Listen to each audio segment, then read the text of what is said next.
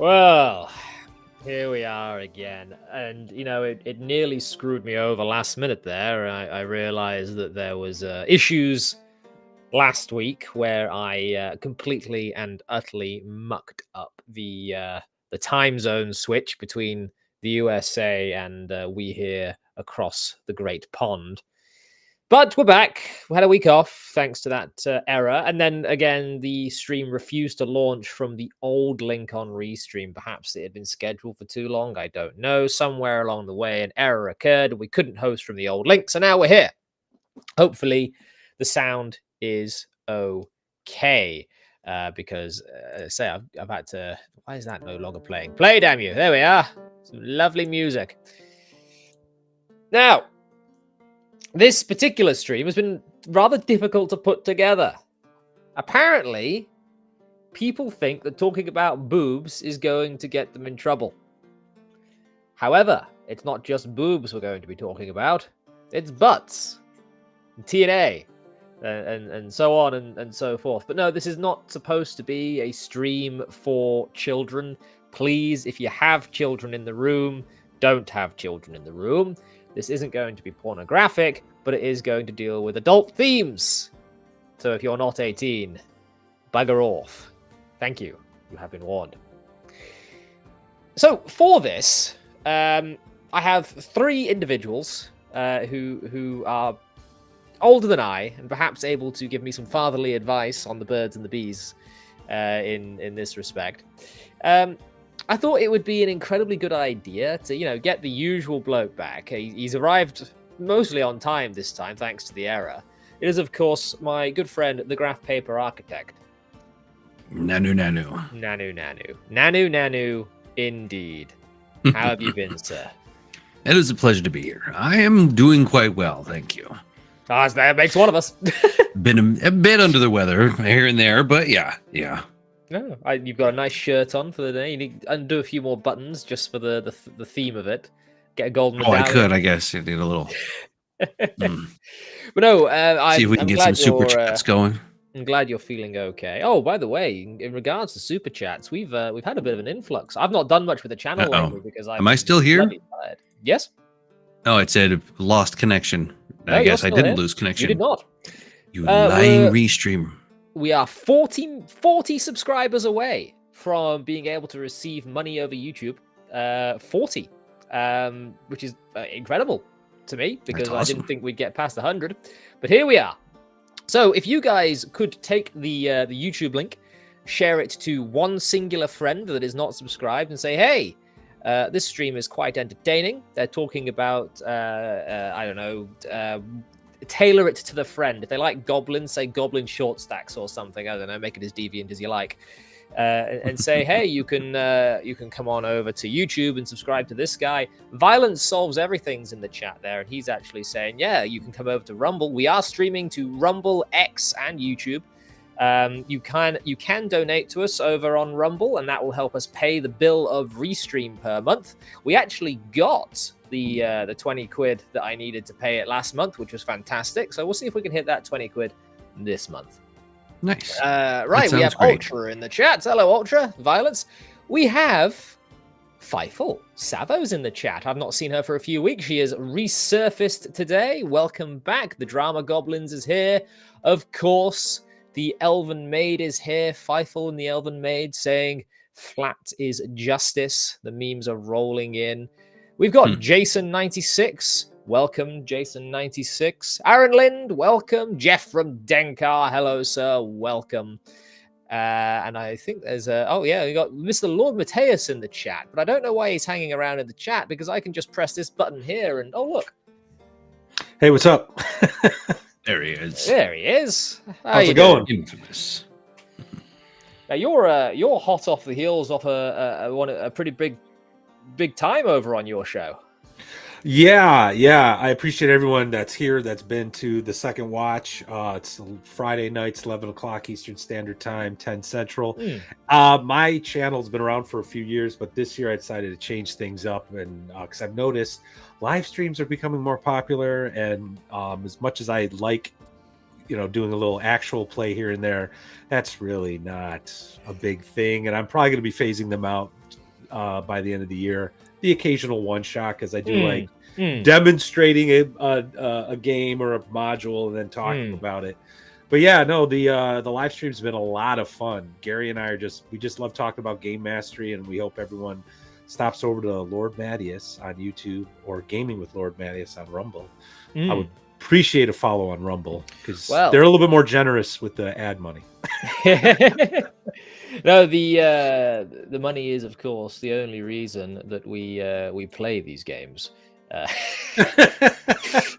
Watsy, please, I'll shill you as much as you want. Just put me on the payroll. No, never again. Never again. Never for the first time. I have not received money from Watsy that I know of. Right. Other than that, we're talking about eroticism in fantasy. And you know what has a lot of eroticism?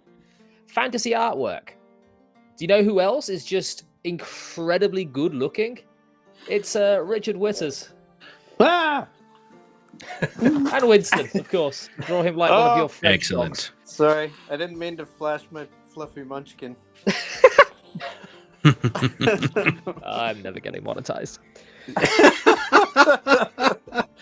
But yes, for those that don't know Mr. Witters, who is probably going to tell me off for calling him Mr. and Sir at some point, you were the artist for the Demon Lords in 5th edition and much of Magic the Gathering for a number of years, and now you run Winston's Only Hounds, which is a bit of a promotion. Yes, exactly. Yeah, exactly. It's lucrative. I mean, we haven't actually told people who Graph Paper is. Graph Paper sort of turns up here with a little begging bowl every now and again. He talks about dry things. Yes, well, it's still in the launching phase, so I don't even have a landing site for anyone to go to. But Tactical Fantasy Games is my company, and the products are in the process of being processed to be products to be processed. Yes. Sometime in the future, planned. But you can come and find me on Twitter. You can find the company on Oswar on Twitter. The website just says coming soon because, well, the website's coming soon, and then things are going to start rolling out. But I mean, unfortunately, it takes time. It takes so much time, and I haven't perfected the cloning process yet, so I still have to do all the other things. Yeah. On that sort of a thing, this is going to be just as a quick aside of my day at work today. I found out that apparently the whole business cannot function if I am not looking at it 100% of the day. It was 4 o'clock. I hadn't seen a customer for an hour. A bit of a slower afternoon in the morning because it was massively hectic in the morning. The yard was quiet. My office was quiet. The phone was quiet. We had full drivers in. They could do anything in the yard. We had full staff in there. And we had 2 other staff members in the office behind me. So I decide this is the perfect opportunity for me to visit the lavatory, go to the little boy's room. So I sit down and I begin to do my business. The moment my ass touches porcelain, phones start going, people start screaming my name, and there's a customer ringing the bell on the counter in my shop wanting service. So, of course, I have to cut my business short, get up, wash up, get out, and there's a chap on the counter waiting for me, and I say, yes, hello, mate, as I'm still washing my hands. And he goes, oh, yes, I do apologize, he says. I just wanted to let you know that I was going to come in tomorrow to make an order. Giving you a heads up. Him, and I say to him, you're coming in tomorrow to make an order. And of course, I have to be polite because he's a customer. What I really wanted to say is, why the bleep are you here now then? But yes, nothing can occur unless I am holding everyone's hand at all times. That is my day to day. The pre-order before the order. Wow. Yeah, just to let me know that he intended to order. Right, should we talk about something that isn't me going to the toilet? I didn't have to deal with that unless we had like specific releases back in when we had millennial. We had some Millennium stuff coming out, Barbies and whatnot with Toys R Us, and we had people that were like, "I'll be here at 5. I'll be here at 4:30. You got to hook me up." All this stuff. It's like, well, I can't really do that. Well, how about if I give you $100? You can, slip me a Barbie or whatever. It's like, no, you can wait in line around the corner like everybody else. You see that thing up there? That's a camera. If you do that, they're gonna see. Oh man! Right. Look, we're gonna move on to the actual topic. So, I still need to get to reading Dragons of Spring Dawning. It's been rather busy. Forgive me. I know I keep saying I need to get to it. I will eventually pick up the book. But during Dragons of Winter Night, there is a chapter about half the way through, and it is simply called Silvara. Do you guys know the chapter I'm talking about? I do. It's been a while, but I do recall it. Yeah. In fact, I think so. In fact, the copy of the book I had is one of the older ones, and where each chapter had the ink drawing. Well, I think it's funny that chapter actually had the silhouette of a rather buxom elven woman. My wife got me this book. That's the new one. Yeah, the new one. And this has the ink drawings in it. It does. I haven't actually. This isn't the copy that I'm using to read. Yeah. So I'm not entirely sure. Those ink drawings were great, and the chapter about Sturm, that ink drawing, I knew it was going to be bad. It's still too soon to talk about that. Yeah, I'm not over that. I hear that. Rescued. I think I might have gone past. Anyway, there is a very, very nice drawing of a very sexy elf bathing in. Hold on. Bathing in a silver pool. I believe it's chapter 5. Something's telling me it's chapter 5. Something's telling me it's chapter 5. But I don't think it might not be. No, it's not chapter 5. Chapter 5 is Alhana Starbreeze, the different sexy elf. But look, the imagery there is of Silvara naked, bathing beneath a full moon, and it calls back to fairy tales where a young man goes into the woods and he sees a bathing forest fairy and steals her clothes and does all and the other. And it's all very traditionalist romanticism, which people look back on today and say that's a little bit on the nose, to put it bluntly. But Silvara's chapter is a very good, gorgeous. I'll be right back. Oh, okay then. I'm getting Go ahead and pause me there. But Silvara's chapter is a gorgeous way, I think, of introducing sort of a very high-minded eroticism into fantasy. It's not base level. There is a very primal lust there, but you can tell that this is, it's all due to the conflicting emotions, the betrayal of one's people for someone else's ideals. Do you see where I'm going? It's a good introduction to what one might say is erotic fantasy. But then in the same book actually, you've got the tryst that is occurring between Tanis and Kitiara, which is very base. If I recall, there was boots. That was like the call word or whatever. There was some foot stuff. Yes, remove my boots. Yeah. So that was sort of like their playful back, because they had a relationship before the whole book started, and that was, if I recall, that was their like playful, like foreplay, like boots, like, hey, I'm ready. Are you ready? Get my boots off. And so when they were back together again in this story, she's manipulating him, if I recall. It's been a while since I read it. Yes. So she's like, she puts her boots up in front of him, and she's like, boots. And Tanis, of course, is like, his human side takes over. Yeah, it's just you can't say no to a Dragon High Lord. So there's that, which is very base, and then you have something of an in between, where you've got Karaman and you've got her name's Tika. Tika, yes, the fiery, Tika Whalen. voluptuous red-headed barmaid turned adventurer. I've got a voluptuous redhead of my own. And you sort of see them having these very passionate make-out sessions, for lack of a better term. And then they sort of cut it off hard because of duty calling, so to speak. Raceland gets into trouble with a dragon orb, and Caraman runs off to help him. So, you know, there's that. So you've got sort of a trinity there. You've got the clumsy primal love in Caraman and Tika's relationship that is yet to flower.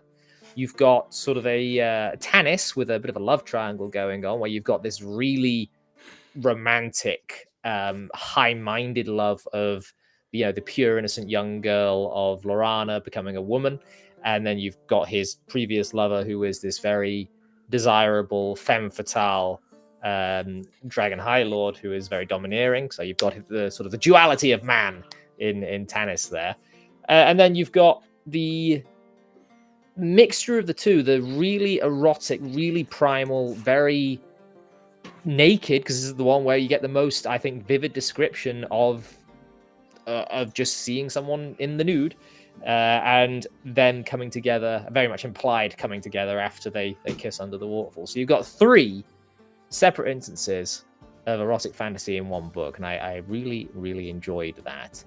But of course, it leads to a lot of artwork, Mr. Witters. And if we ignore all of the mass amounts of sort of cheap dime a dozen not safe for work artists on Tumblr that have migrated to the rest of the internet, which, by the way, I don't disparage, because there was a page on Facebook that used to be called something like despite my moral and ethical objections, I must admit this is drawn well. Mm-hmm. You ever see that? So let's take Frank Frazetta, let's take Gerald Brom. Yeah. Let's take people like that. So I've given you some literature eroticism that has recently flooded my mind, that sort of sparked me on this. Yeah. You're an artist yourself. You run with, here's the baton. Go. Okay. Well, for me, way back when we first started playing D&D, like mid 80s or whatever, that was also the point where we were kind of introduced to Heavy Metal magazine. I was waiting for that to come up. Yep. Mm-hmm. So Heavy Metal was not like edited that way. It came out of Europe, a lot of French and French, Like Italian, French girls. general European. Yeah. So we kind of grew up with that. So now I think there's a thing that happened to Heavy Metal where in the beginning they had nudity and things like that. It was kind of worked into the story, or it was just beautifully rendered or whatever. As it kind of went on, it just sort of became, I don't know, like overdone maybe, or just gratuitously done. That's the word. Yep, gratuitous. So, and to me, it's like, yeah, at least wrap something around it. I think that goes for everything. At least wrap something around it. Yeah. Oh, the word choice. What could I have said that it would have been right there? Go. Not much. Not much, to be fair. Faster. Oh, brilliant. Yeah, but to me, that's just like I think there's plenty of place for that. And D&D back then too. They had a little snippets of There's some boobies on the Sphinx and the succubus in the monster manual. There's some nipples. Yep, Galacia. I think that was everybody's. You got the beautiful witch and the Amazoness. They were topless. Yeah. Oh yeah. That goes way back. Yep. Yeah, so I think it works. It's depends on your audience, your subject, all that. But why not? Why not? Indeed. Okay. Well, why Jack, not? right. Indeed. I guess I'll jump on the black sheep ball. Okay, just before go you ahead. do, All right, Jack. Before you get going, we have a rebel rant. Oh, we do. He says da da da da da da da. It was Socrates who said, "Be thou neither prude nor gooner, but seek ye a PG-13 Silvara bathing scene." That was one of my favorite dialogues. Yeah. Well, thank you very much for the $1 do. We're $1 do closer to paying for Restream for this month. Thank you very much. Sure. PG-13 for the television cut. You know, R for the theater cut. That'll work. Yeah. So what were But you no, gonna say? when I said I'm going to jump on the black sheep ball here, we'll start asking some of the questions I'm sure you want to ask Richard there, because clearly you are the artist of the group. So when you are drawing fantasy art and you are probably having some thoughts in your mind of, you know, how it's going to be received by the viewer, you know, does it make them want to take that book off the shelf? Does it titillate their fantasy mind, you know, that sort of thing? Yep. So with those considerations in mind, and then as you're envisioning what the characters are going to be, and, you know, you're trying to have something that's at least somewhat realistic. I mean, you know, we've all seen the armor that we look at and go, yeah, no, that's not going to actually work as armor, you know. So, Or we see the clothing, adventurer's clothing, and it's like, yeah, you're not actually going to be adventuring in that because you would freeze to death. You know, you would have hypothermia in a matter of minutes. You know, are those the kind of discussions that go on when they're talking about the art? Or are they saying, you know, do they come back and say, you know, can you make this sexier? Can you make her tunic fit a little tighter, or give us a little bit more drop in the V-neck or something, you know? I can remember that maybe once or twice here and there. It was probably more on Magic, like I said, because Magic, I think, had more of that edge to it. Yeah. So yeah, I can remember sometime, like I said, only maybe 2 or 3 times. We had discussions around, like, let's say, like the chainmail bikini kind of thing. I should have worn my Red Sonja t-shirt. Oh, well, never mind. You should have. Well, actually, it was Red Sonja that I'd bring up, and I was like, you know, that type of costume design to me is in context. So if you're doing Conan, who's wearing like a fur bikini or a fur. Oh yeah, and to be historically accurate, they'd go out with just woad. You know, it's like that's all what I they're was going to wearing. bring up later on, actually. Right? Yeah. Yep. So if they're, to me, and it's also like that genre and stuff, it's like, yeah, this fits. So I think it fits there. There were other things that were sort of more technically that you could get fiddly about, like armor with literal boob cups. Nice. Is probably not actually great armor, but it looks nice. Yeah, well, that's a concept artist chat, because you get in that, like, this weapon would never work, but it looks cool, or, you know, same conversation. Yeah. Yep. Yeah. No, I could go on. Yeah. Whenever I see the pauldrons and they've got spikes on the pauldrons, or they're the big World of Warcraft, I'm going like, no. Your arm is up here. Your arm's over here. You're doing this with your shots, and you're killing yourself. No, it doesn't look cool.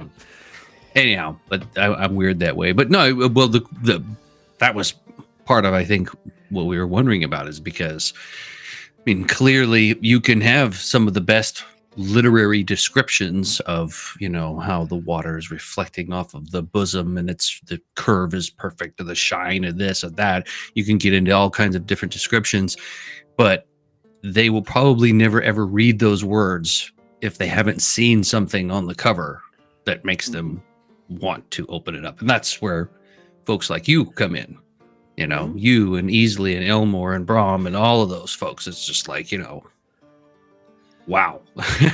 Yeah. Yeah. I actually kind of agree with that too. I recently, I mean, I don't want to tread in these waters just yet, because we're talking about boobs, not AI. But one of the things, I just wrote an article for Mad Scribe magazine on this, kind of on this point, that the art for games and fantasy literature and all that stuff really goes towards marketing. And you know, when we talk about fantasy, whether it's erotic fantasy or any kind of fantasy, we're talking about a fantasy. So I think you actually, it seems to me, and maybe Richard, you could speak to this. You get a little bit of leeway because it's a fantasy. You can have the spikes on the shoulder, you know, if the context, I think you use that word, context allows for it. And I think that's, like I said, I almost lump it in after all the years of doing concept art and things like that. It's like, depending on context, anything can work. You know, like I think when you mentioned Brahm, when you guys mentioned Brahm, I think of Dark Sun, and the costuming he gave them was like, I don't know what you call it, like minuscule, but also a little bit like dominatrix. Mad Max. Post-apocalyptic almost. Exactly. So what is it about all those 20th century together artists that makes them think that as soon as the post-apocalypse hits, everyone's just going to strap whatever kitchenware they've got available to their bodies? It looks cool. Well, it's that plus hockey gear. Yes. Right. Well, not wanting to break too much stride, but we do have another Rumble rant from the Heretic of Ethics. Thank you very much, Heretic, for 2 American dollary dues. The chainmail bikini is enchanted with a warming spell, GPA. So you can't get too chilly. Well, think about it. If you got too chilly with the chainmail bikini, then then it would chafe because of the effects that the cold has on. Anyway, I suppose so, but I mean, if you really wanted to if you have a chainmail bikini and it's chilly, then it could be a melee weapon. You could. All right. D4. Well, there you go. Whilst I've got the yes, I'm paid by the hour, folks. Come on. whilst I've got the floor, do please like the stream, everyone. There's quite a few of you watching. I require likes. I need. It is kind of amazing though. Why is it always Red Sonja's in the snow? Is there a reason behind that? It's because the first Conan story's in the snow. Right, I get that, but it's always always. I don't know. She's have the red and the white is striking. Yeah. Cheaper on ink, less. There you go. Yeah.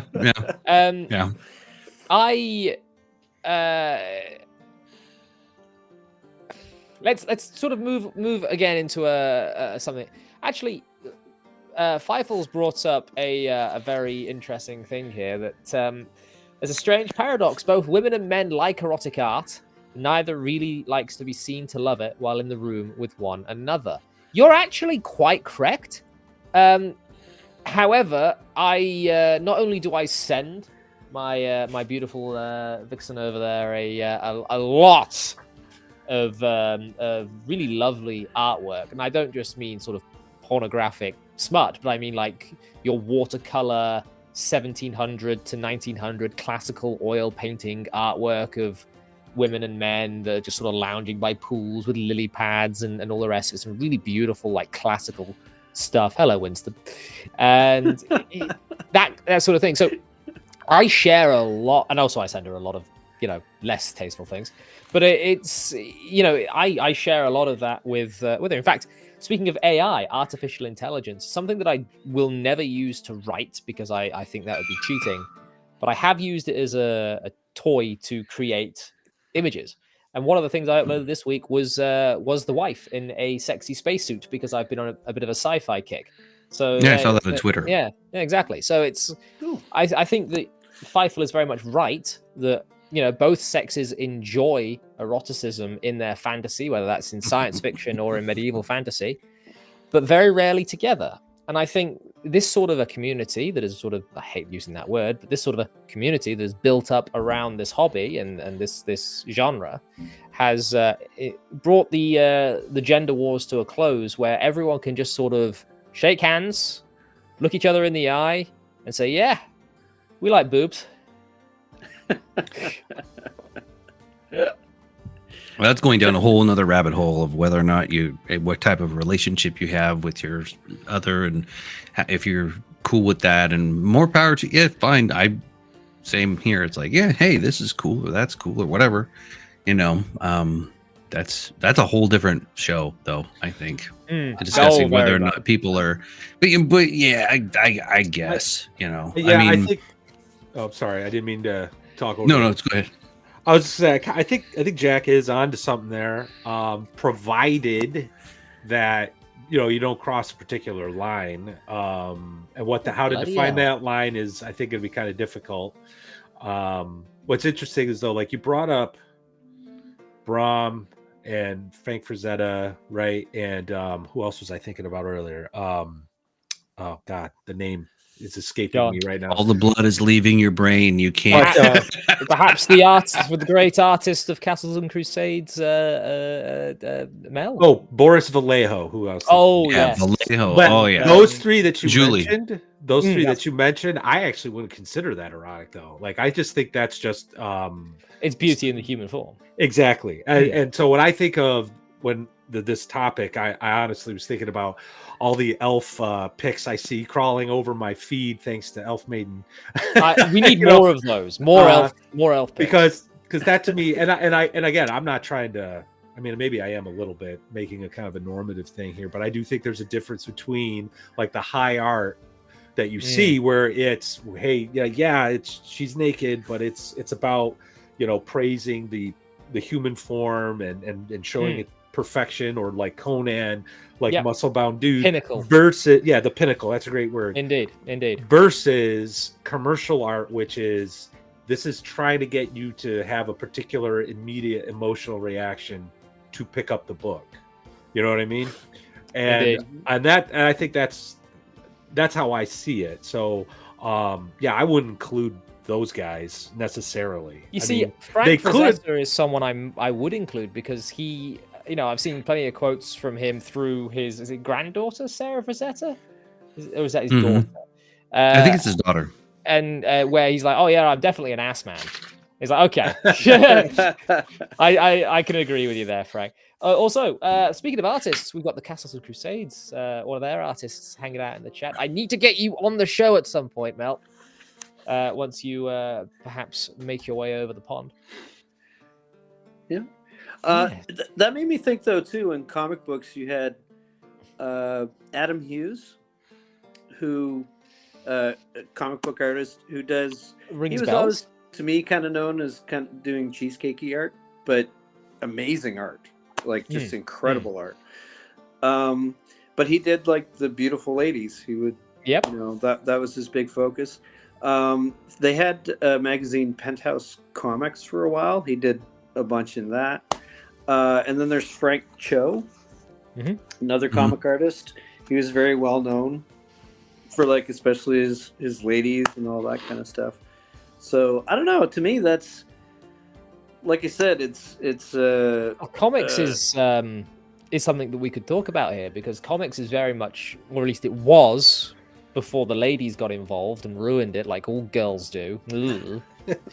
I'm very obviously being sarcastic, but no, like, comics was very much aimed at men, and of course there is that great thing in marketing: sex sells. So you could say that, look, when it comes to comics, the beautiful women, the skin tight leotards and the like, that was to sell books. Very much to get that immediate emotional reaction that you were talking about, Mateus. Yeah, I remember actually in the 90s, I wasn't a big comic book guy, but I did follow a few titles here and there. Marvel was putting out maybe 2 or 3 swimsuit issues where they just had their artists do pinup art of, like, Psylocke and Jean Grey and all that, and I bought them.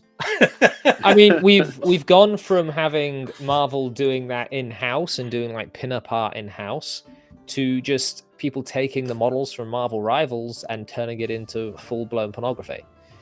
In fact, it's one of the reasons that Overwatch did so well, I think, is because the porn advertised for it. So you've sort of nowadays are also Overwatch, the game. You don't know this, mate? No. I didn't know about Overwatch until I saw the porn.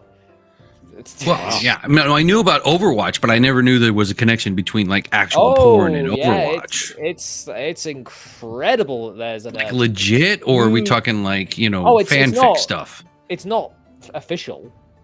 But Okay, so it's fanfic stuff. There is mass amounts of it out there. Oh yeah, that's normal. That fanfic stuff. I'm talking about like actually, Playboy is now actually like making Overwatch things like official. Oh, no. I thought that's what you were talking about. I actually have a Playboy girl that follows me on X and writes articles about D&D, and I've had one or two words with her here and there, which is very strange.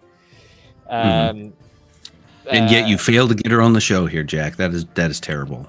Well, look, I'm doing an erotic fantasy episode now, but this isn't my usual gig. Usually, I'm far too highbrow. I think Sylvester Stallone's first movie, he did it for the money. Well, yeah, when you're sitting there, $200 to do the Italian Stallion. Yeah, when you have to sell your dog and stuff, dude. I've been there. I've been homeless. It's not fun. It's no good. You're gonna want to do whatever you need to do. Look, right. Let's get this back on track to something a tad more tasteful than the lovely ladies of Overwatch. So the actual question of this, like we've discussed what erotica in fantasy is. You've got the different types that have been presented to us. You've got comic books, you've got literature, you've got artwork. Well, before you get too far into that, I think where you're coming from with discerning categories and having specific labeling of categories, you've got, so there's erotica and erotica porn, or you've got the showing of the pinnacle of tasteful nudes, so how are we going to categorize that is what my question is. How do you think we should slot it in there, Jack, so we know exactly what we're talking about? Well, that's actually leading on to what I was going to say, and that is the tagline to this stream. So you've got erotic fantasy, and then the tagline is how much is too much. It's quite a simple question, but I'm sure the line is everywhere.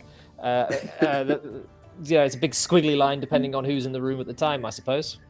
Right, but I mean, when you're talking about erotic fantasy, so there's a difference between there's erotic, and then there's sexual, and then there's I don't think there is. I don't know what you would call it. It doesn't. If we were to take the root of the word erotic, which is eros, which is the Greek word for sexual love, I think that there is, it's intrinsic that there would be some full-blown penetration, let's say. And I think if you were to take so we're not talking about just comeliness. We're not talking about just having no. We're not talking about sexy people on the cover and that's it. It's got to be We're saying that there is eye candy. There could be erotic fantasy that way. So you've got sort of like the start there, and then as you go forward, you've got the Silvara scene where you see the beautiful elf bathing. The elf lord then says, "Please don't go." They kiss underneath the waterfall. She drops the towel, and then fade to black. We all know what happened after that, because he's a couple chapters down the line, he's imagining what their children are going to look like. So it's quite obvious what they did after that. And then you've got the whole foot fetish thing going on with Tannis. So so you need obviously foot fetish, really. So you've got the gears working, but the question is, how far do you go? Now, I was going to put it on the stream, but I didn't really want to because the tweet that I got the video off was very disparaging to the young ladies that made the video. I am very much open to erotica in both art, literature, etc. I have got a very high tolerance for it, and I welcome it quite a lot of the time. But these two ladies were going through a bookshop where children could walk through and just pick something off the shelf. And this was very low down shelves. And they they did a whole show on that on Clownfish. Yeah, you know exactly where I'm going with this. I don't want to get too explicit. But we're talking a lot of non-consensual stuff. We're talking a lot of very hardcore, very taboo themes. We're talking about animal anatomy combined with the human female. And these two ladies are going around saying, "Oh, this is disgusting. Who would ever read this book, which is on the shelf, written by a woman and available to the public?" And then they sort of take it and buy it. And they do it in sort of a fun, haha, isn't this funny kind of way. But if you actually think about what they're reading and or what has been written here, it's pretty dark. And I'm someone who read what you like, don't really care. But the fact that this sort of stuff is flaunted, where is strange to me. Not necessarily bad, but strange, because you'll get a Silvara scene which draws on mythology of, there's a fairy bathing, the man steals the clothes so she can't get changed and run away. That kind of thing, very much like Baby It's Cold Outside, was disparaged as quote-unquote rape culture. But then you have actual rape fantasies or domineering fantasies on the shelf of my local bookshop just over the road over there at the top shelf. So that, I think, maybe where my line is. Like, perhaps that's a little too much in certain respects, perhaps not in others. Then you have scenes like the opening of Goblin Slayer, where all the girls get captured by goblins, and that's not very fade to black. So, where is the line? I'm very much a free speech absolutist kind of guy. So as long as you're able to defend your position and not get butthurt about someone disagreeing with you, I really don't care what your opinion is. But and maybe this is just because of my upbringing, there is a line that I would like society to kind of maybe draw. Not necessarily, tar and feather, but there was a time, at least in the United States, where that stuff was not out in the open. People knew it was there, but it was kind of like on the edge, right? It was in the particular store that was near the airport where no one goes to buy stuff, you know what I mean? Except those, and I think that would be nice to see again, frankly. That because there's, I think, and this is kind of taking it out of context of what you're trying to do with the show, I think. So I apologize, but I do. I think that's just because there's a lack of shame in Western society nowadays, and too close to politics. Really bad. I know. That's why I'm saying I'm going to just say it, and I'm going to come back to. But I don't think we really need to. I think we just need to understand exactly what the erotic stuff is trying to do, whether it's in art or literature, and I think it's trying to touch upon something very human, so we can relate to the characters more, and I think that would be, I think, a good rubric to start. So the further you go into, and there's a word I want to use, but again, I don't want to get into politics, the further you go down that road, the less, I'm gonna have to say it, the further you go down into degeneracy, the less normal you're gonna get. So and I think that's where I think the line's got to be. Sorry, man. Yep. Yeah. No, that's fine. Look, you didn't go too far. You dip your toes, but sometimes that has to happen. Usually, it's graph paper that does it. Before we continue, I don't do that. I do cannonballs. We do have screw the toes. Rumble rant. Heretic. Go all the way or none. Heretic. Thank you very much once more. Where are you? He says that's not really any different from 35 years ago. There were lots of stuff in fantasy literature series, including non-con stuff, and I am reminded of Red Sonja's origins, where she is taken against her will and then receives her abilities. I actually just finished The Broken Sword by Poul Anderson, and there's a lot of incest in that. It's the same with Game of Thrones. In fact, George R.R. Martin has a fantastic quote with this, as he sometimes says good stuff. He says, no one bats an eye when I describe in gratuitous detail an axe entering a human skull.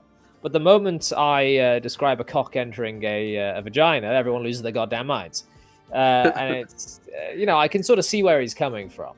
The describing the creation of life is apparently less accepted than describing the taking of life. But I've said too much. Mr. Witters, I think you're coming up on needing to go. So do you want to say a piece? Oh, I would say, definitely, though some things skirt the line, like we were saying, like Dark Sun has some costuming choices, but they're in the desert, right? Yeah. And things like that, so that doesn't have a big thing. But as far as the actual tag, like eroticism, I find probably most people see it as that additional tag. So you can do a fantasy novel or an erotic fantasy novel, right? And then if I read one or the other, I expect different things. And sometimes if you get a surprise, you're like, ah. You wouldn't expect a Lord of the Rings to have the whole... Because like the most you're going to get is Gimli and Éomer arguing over who's fairer, Arwen or Galadriel. Sam and Rosie Cotton. Yeah, if I bought a book and it was like, you know, Lord of the Rings like high fantasy, and I'm going to be, Frodo and, you know, little heroes of the ring and all that stuff. And then I start reading it and it's actually erotic high fantasy. I'm going to be like, whoa, wait a minute. Yeah. Where did this come from? Like I'm not puritanical or anything, but I might be a little disappointed. Like, yeah. This isn't quite what I was looking for. Yeah, it's like when you think it's root beer, but it's actually Pepsi, and you go, "What the hell did I?" Right? Oops. Yeah. Yeah. It's hot sauce. You thought it was ketchup. Yeah, exactly. What the hell? Spicy. So you have to go, Richard? Yes, I think I do. Well, I want to, for one of us, since you're one of the reasons why we're even able to have discussions like this. So keep drawing. We like what you're drawing. Thanks. I will draw some keep at spicy it. stuff. This is making me like it's been a while. I forget. I might forget how it's done. Go draw some drow ladies. They're just begging for it. Yeah. You did a load of cool Exactly. drow stuff. You can do more drow stuff. Go Draw drow. Go draw a topless Drider. Topless Drider. And tell them I sent you. Yeah. And it always works because the guy's eyes are just locked like here. Oh, it's okay. I don't actually look down, so I never noticed the... It's like if you're ever fighting a Medusa, just stare at her boobs. My eyes are up here. Not falling for it. I always just say there's little gnome faces there. Oh, Like- Fifel. What are you looking that's at? not Fifel. Fifel wants to wave goodbye to you.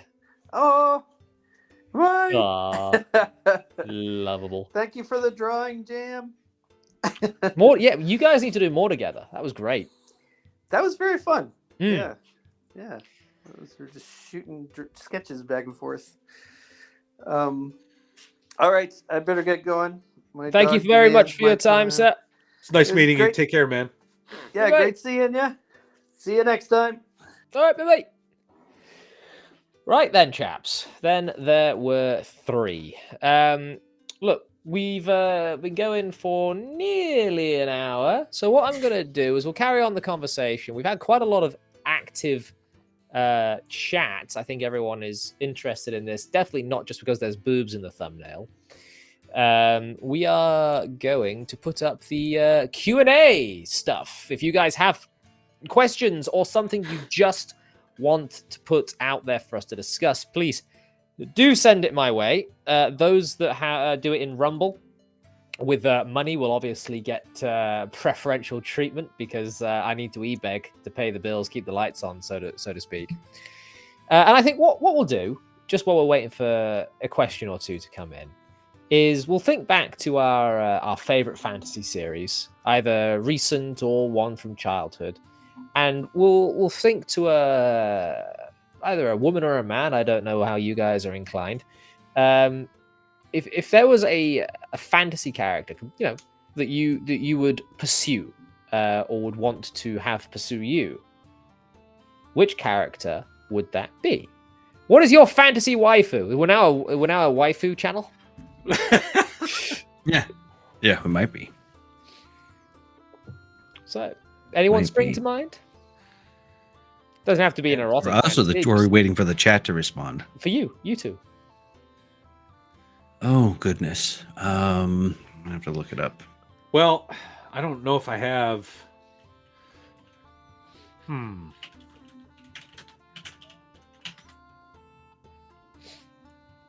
Let's see. I will say that in the early, like when I first really got into the gaming hobby, there, I picked up the red box set, and Larry Elmore's depiction of Alina was Oh, you poor man.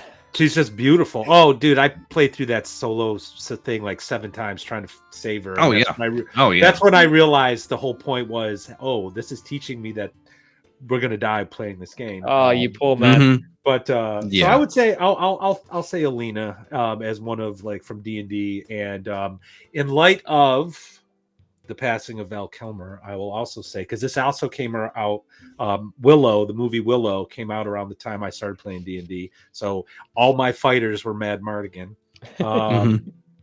Still haven't seen that. His then you haven't seen? Oh, dude, you gotta see it. She wasn't his wife yet, but he was like madly in love with her. Joanne Whalley, who played Sorsha. Yeah, she also yeah. she was gorgeous in that movie too. So there you go, Alina and Sorsha. Fair enough. Okay, Sorsha, Valeria. Oh yes, yeah, got it. Valeria, absolutely. Tila. What's her name? I'm gonna just throw them out here because I'm gonna brain fart a lot of the names. But you've got the when they had the woman that started running around with the A team. You had there was I remember that. Oh, come on, what's her Don't name? remember her name. Buck Rogers. It was Wilma Deering, of course. What else? Wonder Woman, of course. Leda. Wonder Woman. Yeah, she was top tier. Come on. I mean, Linda and Carter, everything. Yeah, Linda Carter. Gosh, they was all over the place. I think I said Tila. Any and the Sorceress. Sure, why not? And Chitara, right? Thundercats, got to have that in there. So you're a furry. We can be. Hey, if it's Chitara, you've just been outed. Let's go. I mean, and that's a big part of the thing. I didn't know how heavy you wanted to go or how weird you wanted to go with this show, but I mean, when you're talking about we are still on YouTube, and you did kind of graze over what that was going on with the books, and I'd definitely like to go there for a little bit. But to answer the question, I mean, yeah, it's everywhere. It's prevalent in all kinds of stuff. Daisy Duke, yeah. Oh yeah, I'm not sure how much we had a lot of that. We had all that kind of stuff, and the 80s were a great time. Yep, 80s, and then we had some of the 90s, and then now it's like I don't even know what they've got. I mean, it seems like they don't. Yeah, well, it was like a celebration, though. You know what I mean? It was. I mean, certain philosophical perspectives might say it was exploitative, the male gaze and all that. But the alternative doesn't feel right at all, right? I mean, to me, the celebration of a beautiful woman and her form. It is. I think there's nothing wrong with saying, she's gorgeous. What you're expressing there is the ancient Greek mentality. I mean, you look at all these statues that came out of the Renaissance, which in turn was a rebirth of the classical period, right, where you've got these just beautifully sculpted Adonises and these beautifully voluptuous women. So it's you've got this mentality of just as I said, we said before, the pinnacle of human beauty and expressing that human beauty in a form that is, let's face it, pretty erotic, because the naked human form is very much it's a sex thing. It's just how it is. Let's go ahead and bring up some of the chat. Someone said something. Oh, before Zendaya and Rachel Ziegler. Yeah, I guess you could. Yeah, they're very lovely. Sorry, I saw the chat. I saw GPA on the chat, so I was just answering that. But I think you're very correct. I think that it's Rachel Ziegler, something that's Snow White. I don't know. She is. I don't know. They said Zendaya. That's Spider-Man's girlfriend, right? Yeah, she's Zendaya and Rachel. Ziegler. Yeah.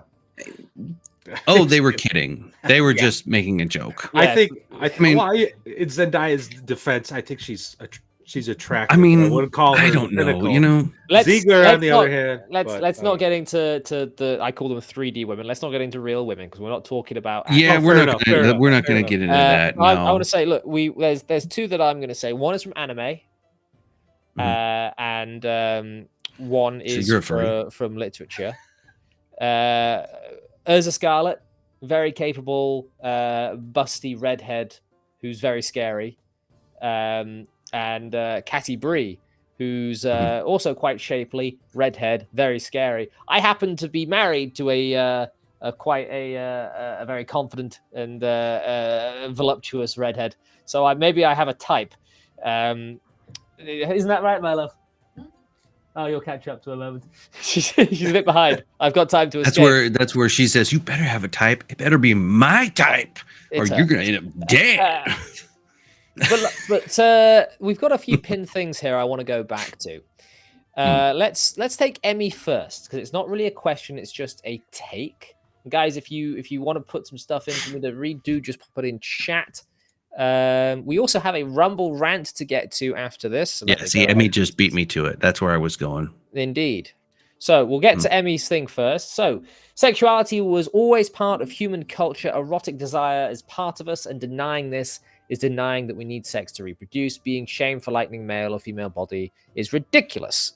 And I agree completely, which is why I wanted to have this. I made fun of it a little bit, the concept of having this discussion with the whole raven-haired elf witch that I post from time to time, where she's sort of shocked that her boobs are bouncing around. But it's, you could have like erotic comedy stuff like that, but this is part of our human experience, where, it's just, we are sexually dimorphic creatures. It's what we do. You can't really deny it. Also, how you feeling there, Mateus? You just sort of about see you over Emmy's take there. No, I agree with her quite a bit there. What's next? Next is Mr. Jeff from Denkar for $5 dues. Thank you very much, sir. And we're actually sort of speeding along to paying for Restream for this month already. I appreciate it.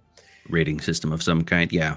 Fantasy should have an edge to it, sex, violence, etc. But it should have a rating system of some kind. What standards do you consider when introducing fantasy content to children and to teens? Something I think about an awful lot, because I've said before on this show that one of the things I do is if I have a stack of copies of The Hobbit, if I come across a kid in my shop or day-to-day life, they get a copy of The Hobbit. Now, I have something very interesting about that, because we've been batting that around, and being a game designer, this is something that we grapple with, because, where, as you said, where's the lines? How much do you put in? Do you put any in? What's going on? All that kind of stuff. We could sit there and whiteboard that crap for hours. But part of being in the fantasy genre and having a rating system, so there's sort of a couple different prongs to that. One of them is, if we go down one rabbit hole of that, and we're going to apply a rating system to fantasy, and let's say we're going to go back to, we're not going to go all the way back to Greek, but we're going to go back to, like, say, Lord of the Rings. That makes it a little easier. So just taking all the fantasy from where we are now today back to Lord of the Rings, say when did it come out? 36. So it came out in 36. So we've got from 36 to now, and how much society and culture has changed since then. Because when you're examining something like eroticism in literature, you have to know lots of different factors. There's ones, of course, of culture and of timing and of what's going on, and which culture you're coming from. There's Greek and Roman, which is completely different cultures than what we have today, and it can go on and on and on. But the point being is that if you're examining the particular literature from the time or when it was produced, what kind of a rating system are you going to be applying to it that is through a lens of today? And is that lens of today, can you make sure that that lens is perfectly clear? Meaning that you aren't allowing any of the demons of, they talk about it in science. When you're going to do science, you don't allow yourself to be prejudiced or allow yourself to be, led astray by other meanings like politics and all this other kind of stuff, because you're just going for pure science. So if you can do something like that and not get too off center when you're examining the literature and saying, okay, so what's too much, what's, for sex, and then, because then you start needing to categorize that particular piece in which bracket do you put it in. So take something like the ESRB. If most of us are probably familiar with that, that's the rating system that's applied to video games. Okay. And we'll take it all the way up to a current example. We have Baldur's Gate 3, which has Bear Cookie, and, Did I say that right? Bear cocky. Anyhow, Don't say it again. it's rated M. I'm It's not rated gonna M. get monetized. Come on. I've been saving that joke for 2 weeks now since you watched the first show. Oh, it's been killing me. Sorry. Time zones are hard.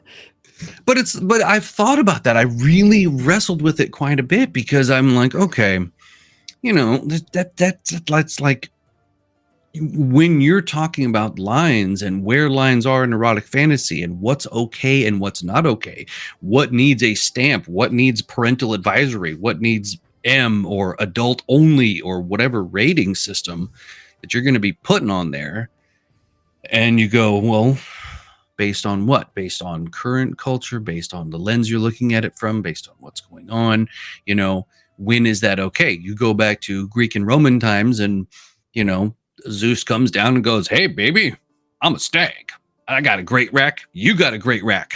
Let's get together. Or You know, and there's that versus today where we've got, I'm a bear and hey, let's pretend you're a tree. I'm going to scratch my, come on. I mean, there's definitely the culture of today, I think would have, I'm no scholar, but I suspect it would have horrified Tolkien, or at least he would be very. I'm not so sure. I think he might have expected some of it because remember, Conan was around before it. Yeah, but when was Moorcock? Moorcock started. Was it the 60s? When did Tolkien die? The 60s. Moorcock was writing published before Tolkien died. So well, that's fair enough, but I don't think oh no, he wouldn't have appreciated it. He was a very devout Catholic. Yeah, that's kind of my point, and I think that's the issue with like culture is changing, and I think even like the movie rating system has changed. Like what's PG now was not PG back then in the 80s. You know, and I hate to say this, you know, but as a parent, you know, my opinions on a lot of this stuff changed the moment my kid was born. I can imagine so, yeah. Right. So, right. And I think that says something, you know, just to kind of point like on an intuitive level, like a more laissez-faire attitude may not be, while it may appeal, like I said, I try to be a First Amendment absolutist, but there needs to be some normative in my opinion. It's different where kids are involved. Very well, and that's completely. And I don't think we need to. I don't think we need to say that it's different where kids are involved. But I don't think it's wrong to say, like, if you're into the furry stuff, like if that's like your thing, like you're really into the furry stuff and you like seeing dogs and cats living together, mass hysteria. You mean like GPA?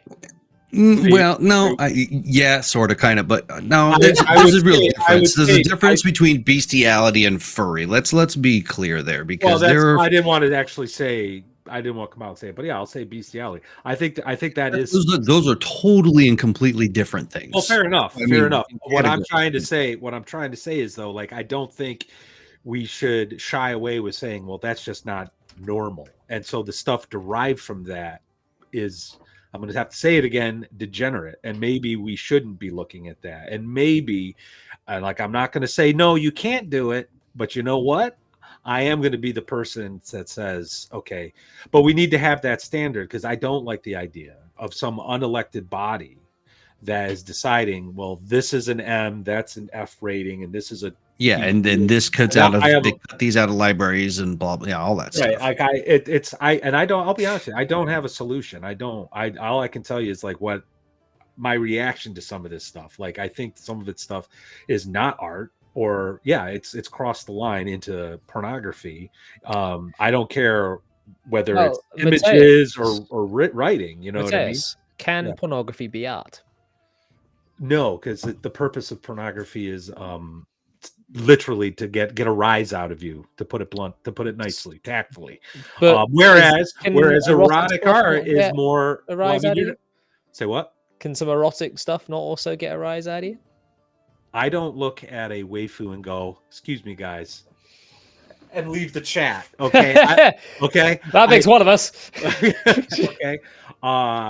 You know, I mean, I may go like, you know, hey, that's nice. You know? But I'm not going to be like, You know what I mean? It's not going to turn me on. I'll just get. I mean, There is I'll get down to brass what tacks is the old what's the sculpture? Unfortunately, it does depict a rape, and I think it is the rape of a dryad by Apollo. Um, And the dryad. no, I'm getting Pfeiffer's in chat. Pfeiffer will tell me. But it's what's her name that Hades took, but that's different. Persephone. That's very Persephone. That was supposed to be a rape, wasn't it? No, that was just a kidnapping. I don't think there was a rape involved. There wasn't a rape involved. But in terms of what I'm trying to get at is there is this incredibly gorgeous sculpture of Apollo attempting to force himself upon a dryad, and the marble is so detailed you can see the divots of his fingers in her flesh. That is how well they have made this marble statue, and it is gorgeous. Rape of the Sabines, thank you very much. And it is Apollo and Daphne, says Theodore. Thank you very much. What was the purpose of it? The purpose was to depict the rape of Daphne. It wasn't. The purpose wasn't to get you excited. Maybe not, but it's there. No. So it's not, maybe not. So that's not the purpose. And here's the other. All right, here's another another one. From the first Conan story where he is going after Atali, chasing across the snow plains. The thing keeping him alive is his madness in lust after her. He kills 2 frost giants mindlessly to get to the woman he is attempting to have his way with forcefully, to put it mildly. And the descriptions that Howard uses are incredibly lurid, are incredibly gratuitous. And I got to ask again, what is the purpose? Did you read that and go, hold on a second, guys? I did not. No, I did not. So your point still stands. But what about I'm his character, about the situation he was in. The intent then is where maybe you would say is the line. So if someone is like no one can, and this is in American law, it's that famous thing. I can't define it, but I know when I see it. Yeah. I think we can all agree what's on the hub is definitely not art. But by the way, when I'm talking about these rape scenes in literature and classic art, I am not in any way trying to say that yes, it is a good thing and that's sure. odd. That's this. I'm trying to play devil's advocate a little bit for the sake of the conversation. No, I understand. Well, it's a conversation in which it's an adult conversation that we're having, and everybody involved needs to understand that. We'll use terms that are unpleasant. We will discuss topics that are unpleasant, and there is absolutely no advocation for rape in any way, shape, or form. It's completely abhorrent. We shouldn't have to say this. Abolished. Yeah, we shouldn't have to say this, but we do say this because unfortunately, some people will not be able to discern conversations from advocating or any of that kind of stuff, and that's normal. It's an understandable situation because when you're talking about topics that are emotionally charged, what'll happen, and I won't go too far down into this wonderful NLP hole, but the blood leaves the forebrain and goes into the mammal brain, and people start thinking with their emotions and their viscerality rather than their frontal lobe going, I'm going to be rational. I just need to stay rational, even though we're talking about something that makes me want to freaking grab somebody and go completely Punisher on them, which, it's like, no, we're going to discuss it rationally. So there you go, everybody. That's what we're talking about. Let's move on to something a little less rapey.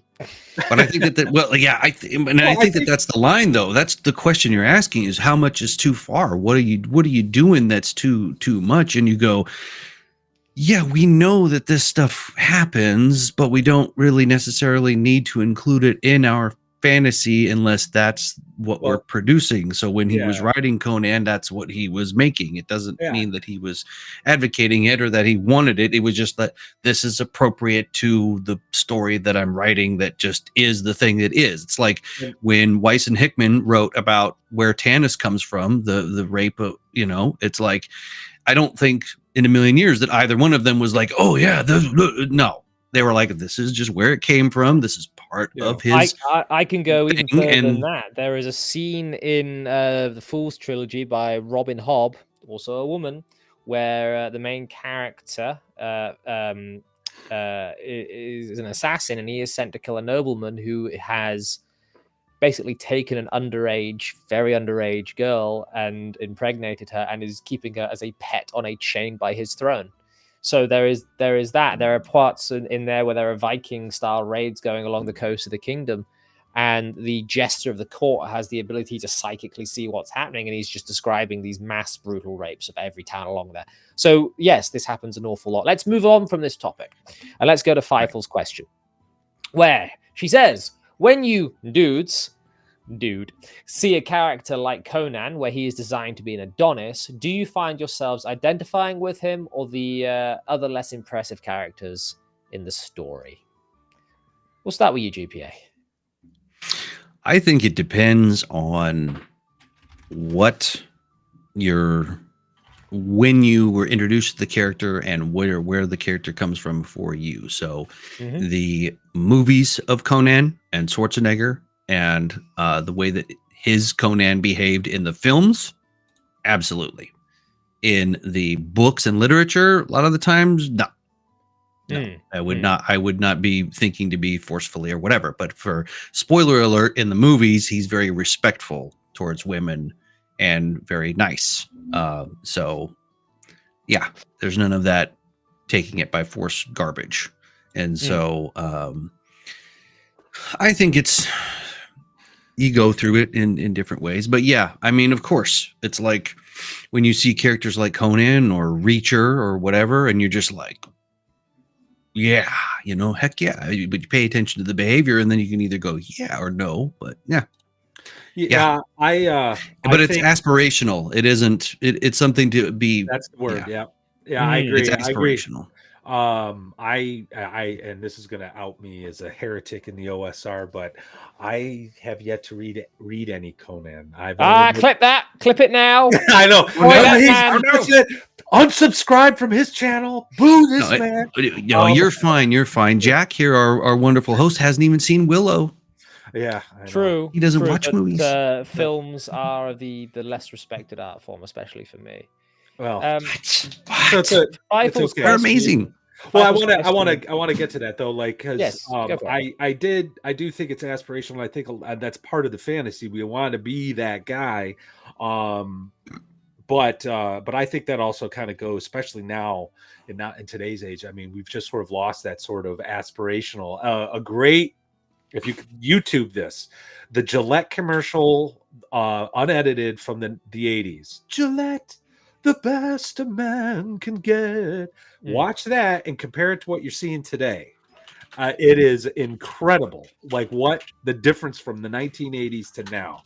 But I do think there is that sort of identity. You want to be that guy. Now, the less impressive characters, I mean, it depends on what you're talking about, I guess. Like, I'm not going to identify with Wormtongue, but I might identify with, I don't know, someone like Sam. I mean, he's not very tough, but he's got a good heart, and his heart is the reason why they were able to make it to Mount Doom. You know what I mean? So it would really depend. But at the end of the day, GPA, what you said, aspirational. I think that's what men look to. I can't speak for women, obviously, but I think that's what men look to when they look at art. And they look at what's in literature and what's in a video game, what's in a Dungeons and Dragons TTRPG. They look to be something greater than themselves. Feifel's question kind of reminds me of this old meme, which I will put more on screen now. And that is, people can't see it, I know. So this is Barbie. Throughout the years, she has been the center of much controversy because feminists claim she represents an unrealistic, unhealthy, and unfair standard of beauty, leading to a crisis for young girls and their self-esteem. This is He-Man.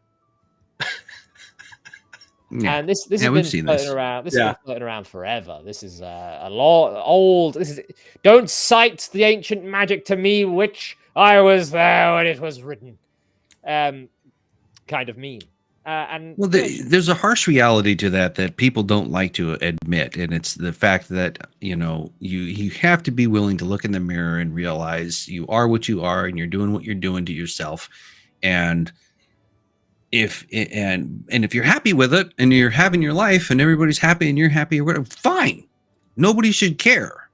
You don't judge yourself by an external standard unless you want to decide to be judged by that external standard. So if you look at someone who has made choices to accomplish certain physical attainable goals, and that's what they've done, and you want that for yourself, then go ahead and go have that for yourself. But to feel as though that you must have that or be that in order to be something good within yourself, I mean, that's a completely different bag. That's something different, Yeah. So go ahead. Yeah, so the point I was going to be getting at here is so Five was actually already put it in the chat. I don't think that men are unhappy with being He-Man. I think the thing with that meme is it's trying to draw comparisons where a comparison can't really be drawn, is what I was going to say. Because when a little girl picks up a Barbie doll, then she becomes that Barbie doll. Whereas when a little boy picks up a He-Man doll, it's He-Man, and he's just sort of acting out the canon of He-Man. It's quite an interesting sort of quite an interesting divide between how boys and girls play. Very interesting indeed. What is best in life? To crush your enemies, to see them driven before you, and to hear the lamentations of their Barbies. But I think that when it comes to Adonises, one, hot. I like to take more than more than just baps from the buffet. I quite like the sausage. Look, I was trying to think of a funny way of saying it, and that was the first thing that came to head. Maybe I'm just hungry. Well, it depends on the person. It depends on what they're going to do. They're going to pick up this representation and decide that they want to be that and personify that and all that stuff. And there was plenty of us that want to. You can use it as aspirational stuff because you can look at that and say, I now need to hit the gym to look like He-Man or Conan. Or you can do what I like to do, and you can take the principles of a character and you can try and emulate them. You say you like Sam's heart and going through and sort of emulating that. I agree with you completely. I really like emulating Legolas's being quite gentle and understanding with Gimli. Yeah, like I from the books. I mean, he's much less of a prick in the books. Yeah. And where he sort of like, I like emulating the sort of patience and wisdom of those characters. Like Gandalf, I look up to immeasurably. Because that was a self-sacrifice where he had, knowing that he was the most powerful member of that fellowship and knowing that it was his time to allow that fellowship to pass beyond his control for a little bit, knowing when to let go, when it's not your place in the story, that I think is incredibly important. And I'd like to have that. Now, Emmy is bringing up a point that I was going to address, and that is that the women can also, of course, have that whole aspirational thing. She's in the chat saying, bullshit, Lola Xena was ability to train. Yes, no, women can train for that sort of thing. I'm not saying that it is a hard divide between the way boys and girls look at things as children. I'm saying that there tends to have these gendered ways of going through things, but it is by no means a hard and fast rule. Yeah, I think you have to. It's I go back to the bell curve meme. Yeah.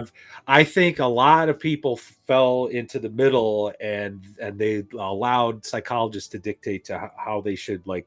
Psychology is utter bullshit. Oh yeah, I reject psychology completely. I'm a philosopher by training, so yeah, no. But like He-Man, like you said, like you could be just not trying to cast any aspersions here, but you could be on the lower end of that bell curve and be like, yes, I must be strong man, or like you said, the other side of the curve, be like, yes, He-Man represents the best of us, and I will be the best man I can be, and that's and how you got the guys in the middle crying. Yeah, no, I can't be that. I'm gonna go spend $150 to $350 a week with a therapist. Well, anyway, and I think, sadly, I think women fall into that too. As course. Emmy was bringing in, so like I don't think that's a problem to have those. In fact, I think children need to see that again. I would love to actually see some good He-Man type, or like Optimus Prime was like the pinnacle of Optimus was amazing. paladin Well, hood look, for me. if you want me to be a robot, then I'm sorry, that is an unattainable body type. You can do it. We can all be replaced with most a guy. certainly, you just got to I identify. cannot be an 18-wheeler. All right, it's not going to happen. I'll respect your decision. No amount you're of a robot. time Just at the identify gym. one. No amount of time at the gym is going to turn me into a transformer. Right, we have another Rumble rant. Heretic of Ethics. Thank you, Heretic. Says Lucy Lawless is still pretty hot. Guys, we've been going for a little bit now. I'm going to put the last, as Ryan would say over on No Cognito, put the last call out there, though not for alcohol, but for questions, comments, thoughts, feelings. Is there anything you guys want to say before I start sort of kicking us out for the evening? I think that you go ahead. I was just gonna say this conversation did not go where I thought I was going to be talking about elf boobs all day. Well, no, look, I brought the elf. I meant that as a joke. The elf boobs in the thumbnail was the clickbait. Yeah, but what people don't seem to forget is when I'm around, things tend to get pretty deep. No, I love it. This has actually been really interesting. I appreciate the. Oh yeah, that was good too. But yeah, I appreciate the invite. This has been a very interesting. No, yeah, you're welcome back. If you want, I can put you in my little private tittle Discord. Yes, the name. That's what I was. That was my first joke, because I thought we were going to have a tittle about tittles. But I could put you in my little Discord server where I basically go every way. Hey, who wants to be on the show this week? And you can either come or sure. To you. I think that to address the primary thrust of this show, Jack, would be appropriate at this time, and so we should definitely go forward very vigorously into that topic. And I think that erotic fantasy, I mean, Emmy hit it on the head. It's built into us. We're all part of that. It's always been there. You want to talk about it in fantasy, depending on where you're at. I mean, it's all over the place in all forms of literature, from fantasy to everywhere. But in our little, as we zoom down into our teeny tiny little petri dish of, well, here's Gygax and here's us and here's indies, and we're in our little teeny tiny bubble of the little teeny tiny world, and you know, sure, it's there. I think that you have to be aware of it. I think that people need to be specifically aware of a couple of things. One is, if you're a parent, know what your kids are doing. Pay attention to what your kids are doing. Look at the labels. I mean, read the labels, just like you would pick that box up off the shelf and go, sorbitolic, folic, flickla, nah, maybe we just won't eat that. Let's go eat like corn. I know what corn is. There you go. Pay the hell attention to what's going on, and know what the possibilities are. And then on the flip side of that, if you're a producer, if you're going to be writing or producing or making stuff, do not first of all, I would say one of the things that we're doing is that we're just open about it. Yeah, if we decide to make some adult only content, meaning that there's going to be sex involved or whatever, it's going to be right there on the box. It's going to be like, this is M for mature. This has sex in it. This has whatever in it. The other stuff, like the first box sets and the first middle modules, will have modules, and then the different modules will have our own different categories. It'll say right there on the back, it's like, this one is meant for adults, this one is not, and there you go. And then just be able to roll with it. I think that, so that's one of the things I would say. Indeed. Is to be mindful wherever you are in the spectrum of all of this erotic fantasy, and detach yourself, disassociate, and do not allow yourself to be like, scarlet letter and freaking out. No, just look at it that way. Yeah. Secondly, the line I would draw. Sorry, did you want to jump in? No, I thought you were done. I thought you were. Oh, he goes on. Oh, you know, but the other point would be the line, because we talked about what is too much. What is where do you draw the line? And it's like, I think that rather than consider drawing a line to say that something is too much or something is forbidden or taboo or inappropriate or not on the table or any of that stuff, as we were discussing earlier in the show, obviously rape is something that is not on the table for a lot of us at all. That is not something to be considered in my life whatsoever. However, if I were to write a script or a screenplay that had it in there, if I wrote something that was in it and it was appropriate for the story, I would do it. I would put it in there. It would be in the story. I mean, I wouldn't do it. I would write it. I would have it be in there. It would, you know what I mean? It's like, so it's, and then be upfront about it. Like, yeah, this is in there. It's not, but it's part of the story, man. I mean, it's like if you're watching a film and you need to hate that guy. Sword and sorcery is inherently sexy. Yeah, how it is. That's just part of the genre. Badass, yeah. Just to kind of go off what you were saying, GPA. Like I as a amateur wannabe game designer, author, I write for the Red Room. They do risque stuff a lot, and I've written for Lamentations of the Flame Princess. I'm hoping to write more, but James Radji's very particular.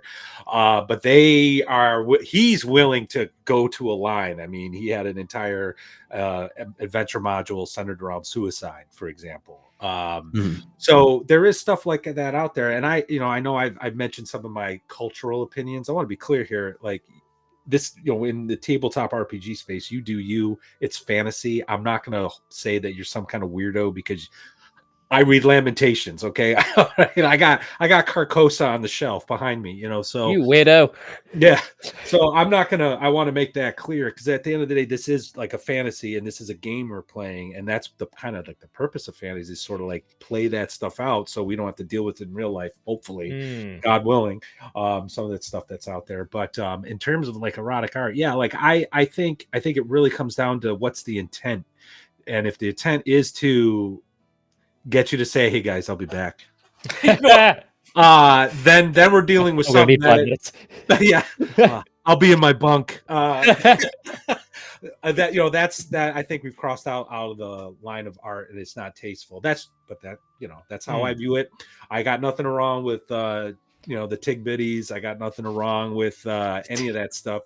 But yeah, I think it really comes down to intent and purpose. And even with the less pleasant, darker stuff, like I've defended George Martin and the show a lot, because the earlier seasons definitely got gratuitous, and I'm just like, it's a dark fantasy. You need to see this. You don't want to see it, but you got to see it because that's the purpose of it. It brings forth emotions into something, right? I do thank you for both of you for before we end. I do want to say a few things. Amazing Game Productions is a fantastic supporter. He's here pretty much every show. He's constantly shilling my stuff for me. I really appreciate it. He thinks that the line is that the sex scene has nothing to do with the story, that it becomes gratuitous. And I sort of agree, I sort of don't, because there are times when gratuitousness is the point. And I suppose by that point, you've got a self-fulfilling prophecy where it is no longer gratuitous because it fulfills something in the story. I think Mateus was right when he said it earlier on. I can't tell you what it is, but I know when I see it. I want to say also to Feifel, who was the hottest, slim Tolkien elves or anime titty carts, depends entirely on the context. I think if you're in Tolkien, then it's going to have to be the slim, elegant, graceful, fairest maiden of them all sort of style. If you're going to go through to something a bit more R.A. Salvatore, you can have both. You can have the voluptuous barmaid, and you can have the beautiful, graceful Lady Illustrious of Silvery Moon in the next chapter. So it depends entirely on the context.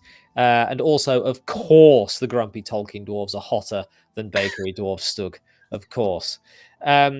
And I want to say to everyone that has joined the chat tonight, thank you very much. I apologize that we missed last week. Completely my fault. I mucked the time zones up. Next week, we have a special show. So we're going to be having Stephen Chenault, one of the creators of Trollord Games, Castles and Crusades, talking about Castle Zagig, I think it's called, on.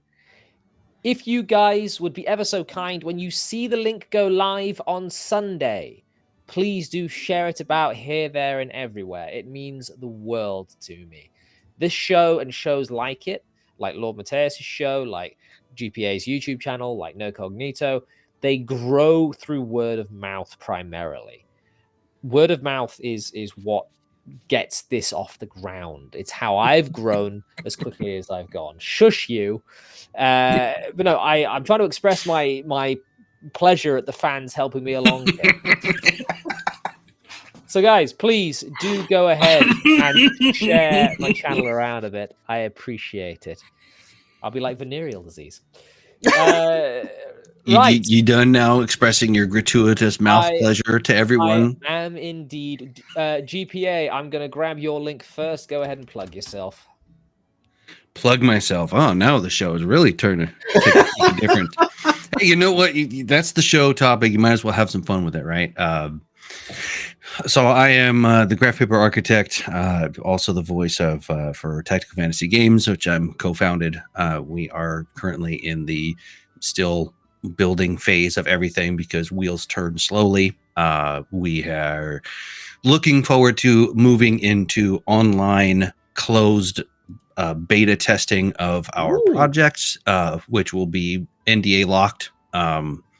And so some people are already invited in there to help us kick the tires and light some fires and get some stuff going. So it's moving. Things are coming along. Find me on Twitter. That's really where I have any time to do anything. You know, I'm on Facebook and all that other stuff, but it's just like I don't have a lot of time. And I will do more YouTube.